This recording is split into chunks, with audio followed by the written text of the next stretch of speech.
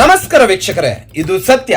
Yeshwanthpur Kannur express ನಲ್ಲಿ ನಡೆದ ಭಾರಿ ಪ್ರಮಾಣದ ಕಳ್ಳತನ. ನಿನ್ನೆ ಬೆಳಗ್ಗೆ ಧರ್ಮಪುರಿ ಮತ್ತು ಸೇಲಂಗೂ ನಡುವೆ ಈ ದರೋಡೆ ನಡೆದಿದೆ. ಸುಮಾರು 15ರಷ್ಟು ಪ್ರಯಾಣಿಕರು ತಮ್ಮ ಫೋನ್, ಹಣ, ಆಭರಣಗಳನ್ನು ಕಳೆದುಕೊಂಡಿದ್ದಾರೆ. ಈ ಕಳ್ಳರು ಎಸಿ ಕೋಚಿನಲ್ಲಿದ್ದ ಸುಮಾರು 15 ಪ್ರಯಾಣಿಕರ ಲ್ಯಾಪ್ಟಾಪ್ ಮತ್ತು ಐಫೋನ್ಗಳನ್ನು ಕದ್ದೊಯ್ದಿದ್ದಾರೆ. ಒಬ್ಬರು ಕಳ್ಳನನ್ನು ನೋಡಿಲ್ಲ. ಹುಡುಕಿದಾಗ ಖಾಲಿ ಬ್ಯಾಗುಗಳು ಮಾತ್ರ ಪತ್ತೆಯಾಗಿವೆ ಎಂದು ಪ್ರಯಾಣಿಕರು ಹೇಳುತ್ತಿದ್ದಾರೆ. ಈ ಟ್ರೈನ್ ನಲ್ಲಿ ಪ್ರಯಾಣಿಸುತ್ತಿದ್ದ ನೌಫುಲ್ ಮಾಹಿತಿಯನ್ನು ಹಂಚಿಕೊಂಡಿದ್ದಾರೆ. ಈ ರೈಲು ಸೇಲಂ ಬಿಟ್ಟ ನಂತರ ಈರೋಡ್ ಜಂಕ್ಷನ್ ಗೆ ಬಂದಾಗ ಪ್ರಯಾಣಿಕರಿಗೆ ದರೋಡೆಯ ಬಗ್ಗೆ ತಿಳಿದು ಬಂದಿತ್ತು. ಪ್ರಯಾಣದಲ್ಲಿದ್ದ ಹೆಣ್ಣು ಹುಡುಗಿ ಶೌಚಾಲಯಕ್ಕೆ ಹೋದಾಗ ಶೌಚಾಲಯದ ಕಸದ ಬುಟ್ಟಿಯಲ್ಲಿ ಅವರ ಬ್ಯಾಗ್ ಬಿದ್ದಿತ್ತು. ಅನುಮಾನದಿಂದ ನೋಡಿದಾಗ ಅದು ಅವರ ಬ್ಯಾಗ್ ಆಗಿತ್ತು. ಹಿಂತಿರುಗಿ ಸೀಟಿಗೆ ಬಂದು ನೋಡಿದಾಗ ಅವರ ಬ್ಯಾಗ್ ಕಳೆದು ಹೋಗಿರುವುದು ತಿಳಿದು ಬಂದಿತ್ತು. ಬೆಲೆ ಬಾಳುವ ಐಫೋನ್ ಆಗಿದೆ ಅವರಿಗೆ ನಷ್ಟವಾದದ್ದು. ಹೀಗೆ ಉಳಿದ ಪ್ರಯಾಣಿಕರು ತಮ್ಮ ತಮ್ಮ ವಸ್ತುಗಳನ್ನು ತನಿಖೆ ಮಾಡಿದಾಗ ಸುಮಾರು 15 ಮಂದಿ ಒಂದಲ್ಲ ಒಂದು ರೀತಿಯ ವಸ್ತು ಕಳೆದುಕೊಂಡದ್ದಾಗಿ